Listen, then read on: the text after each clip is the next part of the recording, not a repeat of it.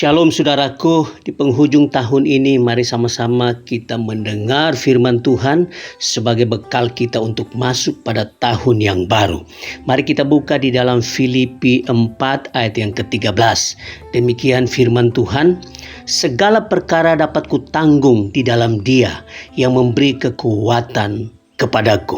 Nah saudaraku, sepertinya hari demi hari berjalan begitu cepat. Tanpa kita sadari, kita sudah sampai pada penghujung tahun 2023. Nah, hal pertama yang harus kita lakukan di penghujung tahun ini, yaitu kita harus mengucap syukur dan berterima kasih kepada Tuhan karena Tuhan sudah menguatkan kita sampai sekarang ini. Saudaraku, saya tahu apa yang ada di dalam pikiran saudara saat ini. Bapak Ibu Saudara sedang berpikir tentang tahun depan. Apa yang akan terjadi tahun 2024? Itu yang ada di dalam pikiran kita masing-masing. Nah saudaraku, saya akan kasih tahu jawabannya. Yaitu tahun depan persoalan hidup kita masih tetap ada. Dan kita tidak dapat menghindar dari itu. Dan ada banyak persoalan yang akan terjadi pada tahun 2024. Saudara yang dikasihi Tuhan, perlu kita pahami bahwa orang yang tidak punya persoalan dan pergumulan adalah orang yang sudah mati. Baik orang percaya maupun orang yang tidak percaya pasti memiliki problem dalam hidupnya. Baik orang kaya maupun orang miskin memiliki problem masing-masing. Baik itu orang yang berpangkat maupun tidak punya problem masing-masing juga. Jadi kesimpulannya, saudaraku, selama kita masih hidup di dunia yang berdosa ini, maka kita akan memiliki problem hidup masing-masing. Nah, pertanyaannya, kalau begitu, apakah kita akan mampu menanggung segala persoalan hidup yang akan terjadi pada tahun 2024? Itu pertanyaan yang ada di dalam pikiran kita. Saudaraku, saya akan memberikan jawaban yang jelas, tepat, dan meyakinkan kita. Yaitu kita akan mampu menghadapi tahun 2024. Filipi 4 ayat yang ke-13 mengatakan, segala perkara dapat kutanggung di dalam Dia yang memberi kekuatan kepadaku. Saudara yang dikasihi Tuhan, berdasarkan ayat ini kita akan melihat prinsip sorga yang membuat kita mampu menanggung segala persoalan hidup pada tahun 2024. Prinsip sorga yang pertama, yaitu kita orang percaya memiliki potensi untuk menanggung segala perkara. Nah saudaraku, kita harus sadar bahwa Allah sudah menaruh potensi dalam diri setiap umatnya untuk menanggung setiap persoalan hidup.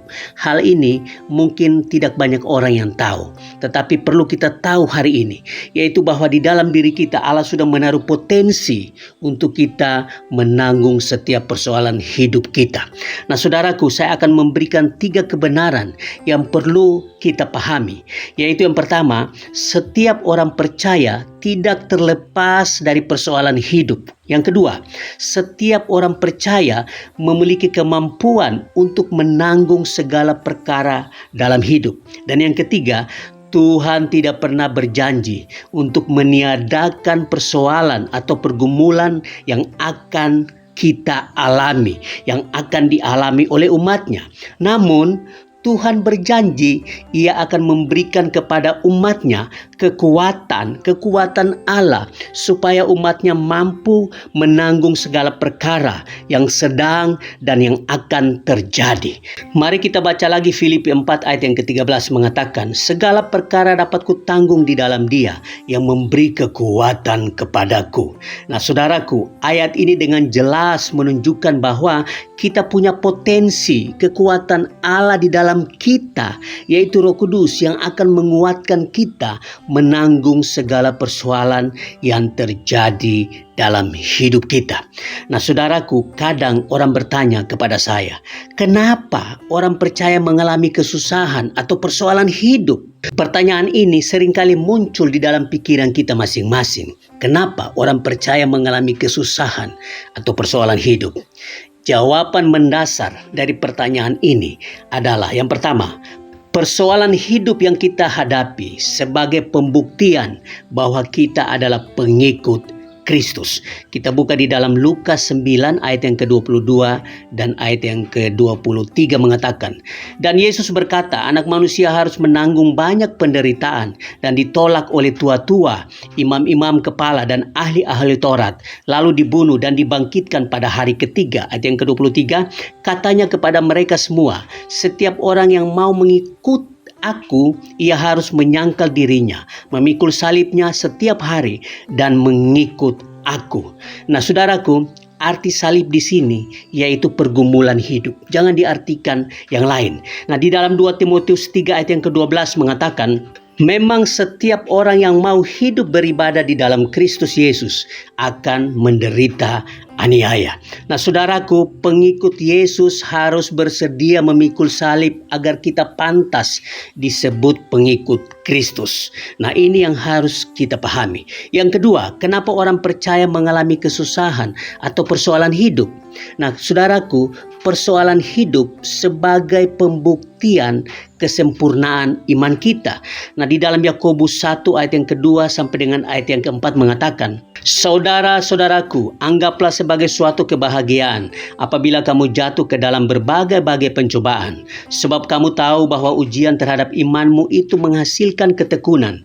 Dan biarkanlah ketekunan itu memperoleh buah yang matang, supaya kamu menjadi sempurna dan utuh dan tak kekurangan suatu apapun. 1 Petrus 4 ayat yang ke-12 mengatakan, saudara-saudara yang kekasih, janganlah kamu heran akan nyala api siksaan yang datang kepadamu sebagai ujian, seolah-olah ada sesuatu yang luar biasa terjadi atasmu. Nah, saudaraku yang dikasihi Tuhan, kita bisa tahu kesempurnaan sesuatu harus melewati proses ujian. Seperti emas, emas harus diuji dengan dibakar dengan api agar memastikan kesempurnaan logam mulianya. Nah, saudaraku, begitu juga dengan iman orang percaya, iman kita.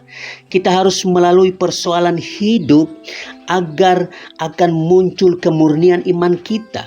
Nah, saudaraku, dengan persoalan hidup yang kita hadapi, itu merupakan ujian untuk pemurnian iman kita.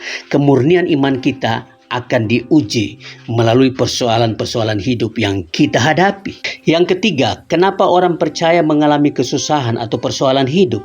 Nah, saudaraku, persoalan hidup sebagai pembuktian kebergantungan mutlak kita kepada Allah. Nah, saudaraku, kadang kita sering kali lupa diri ketika kita sukses, ketika kita sehat, ketika kita pintar dan lain-lain. Kita lupa Tuhan, tidak bergantung lagi kepada Tuhan, tetapi bergantung pada apa yang kita miliki. Nah, sampai Tuhan mengizinkan persoalan terjadi, barulah kita kembali kepada Allah, barulah kita bergantung mutlak lagi kepada Allah. Jangan sampai Tuhan izinkan persoalan terjadi, baru kita bertobat, baru kita berbalik kepada Allah. Kalau hari ini kita tidak lagi mengutamakan Tuhan dalam hidup kita, marilah kita berbalik kepada Allah. 2 Korintus 12 ayat yang ke-7 mengatakan, dan supaya aku jangan meninggikan diri karena penyataan-penyataan yang luar biasa itu, maka aku diberi suatu duri di dalam dagingku, yaitu seorang utusan iblis untuk mengocok aku, supaya aku jangan meninggikan diri. 1 Petrus 4 ayat yang 19 mengatakan, karena itu baiklah juga mereka yang harus menderita karena kehendak Allah, menyerahkan jiwanya dengan selalu berbuat baik kepada pencipta yang setia. Garis bawahi kalimat menderita karena kehendak Allah. Nah, saudaraku, jangan tunggu sampai Allah mengizinkan persoalan terjadi, baru kita bergantung mutlak kepada Allah. Berbaliklah kepada Allah sekarang ini. Saudaraku, marilah kita bergantung mutlak kepada Allah. Mari kita melihat prinsip sorga yang kedua yang membuat kita mampu menanggung segala persoalan hidup kita pada tahun 2024, yaitu kita harus bersinergi atau libatkan Tuhan Yesus dalam menanggung segala perkara hidup kita. Nah, saudaraku, dengan segala keyakinan penuh, Paulus menyatakan bahwa segala perkara dapat kutanggung bukan dengan kekuatannya sendiri, tetapi dengan kekuatan yang Allah berikan kepadanya. Paulus kuat bukan karena kekuatannya, tetapi karena kekuatan yang Allah berikan kepada Paulus saat itu. Oleh karena itu, dengan keyakinan yang teguh dia mengatakan bahwa segala perkara dapat kutanggung di dalam Dia. Nah, saudaraku, Tuhan Yesus akan memberikan kekuatan kepada kita apabila kita libatkan atau bersinergi dengan Tuhan Yesus dalam menanggung segala persoalan hidup yang kita hadapi saat ini dan yang akan kita hadapi. Saudaraku yang dikasihi Tuhan, tahun 2024 persoalan hidup kita tetap ada. Tetapi Tuhan kita juga ada. Jangan lupa, persoalan itu boleh ada, tetapi Tuhan yang kita percaya pun juga ada. Karena Tuhan ada, maka kita akan mampu menanggung segala persoalan hidup yang terjadi dalam hidup kita sekarang ini maupun pada tahun 2024 nanti. Karena Tuhan kita ada. Oleh karena itu, sadarlah bahwa kita memiliki potensi untuk menanggung segala persoalan itu, karena Allah memberikan kekuatan kepada kita. Dan jangan lupa, libatkan atau bersinergi dengan Tuhan Yesus dalam menanggung segala persoalan hidup kita. Jangan lupa Tuhan, andalkan kekuatan Tuhan dalam hidup kita. Nah, saudara yang dikasihi Tuhan, tahun 2024 hanya Tuhan yang mampu menguatkan kita untuk menanggung segala persoalan hidup yang akan kita hadapi. Saudara yang dikasihi Tuhan, sekali lagi saya mengingatkan bahwa jangan mengandalkan kekuatan diri kita sendiri, tetapi andalkanlah kekuatan Tuhan di dalam kehidupan kita. Sinergilah dengan Tuhan. Mintalah kekuatan dari Tuhan agar supaya Tuhan menguatkan kita untuk menanggung segala persoalan hidup yang kita hadapi saat ini maupun pada tahun 2024 nanti. Tuhan Yesus memberkati kita semua. Shalom, mari sama-sama kita berdoa. Tuhan Yesus, kami bersyukur karena Tuhan sudah memimpin kami. Kami sudah sampai pada penghujung tahun 2023. Dan sebentar lagi kami akan masuk di dalam tahun 2024. Maka kami mohon kekuatan Allah menguatkan kami untuk menanggung segala persoalan hidup yang kami akan hadapi pada tahun 2024. Kami mengandalkan Tuhan, kami mengutamakan Tuhan, dan kami akan bersinergi dengan Tuhan pada tahun 2024 nanti. Kami bersyukur Tuhan, karena kami percaya Tuhan akan beserta dengan kami. Di dalam nama Tuhan Yesus kami berdoa dan mengandalkan Tuhan. Haleluya. Amin.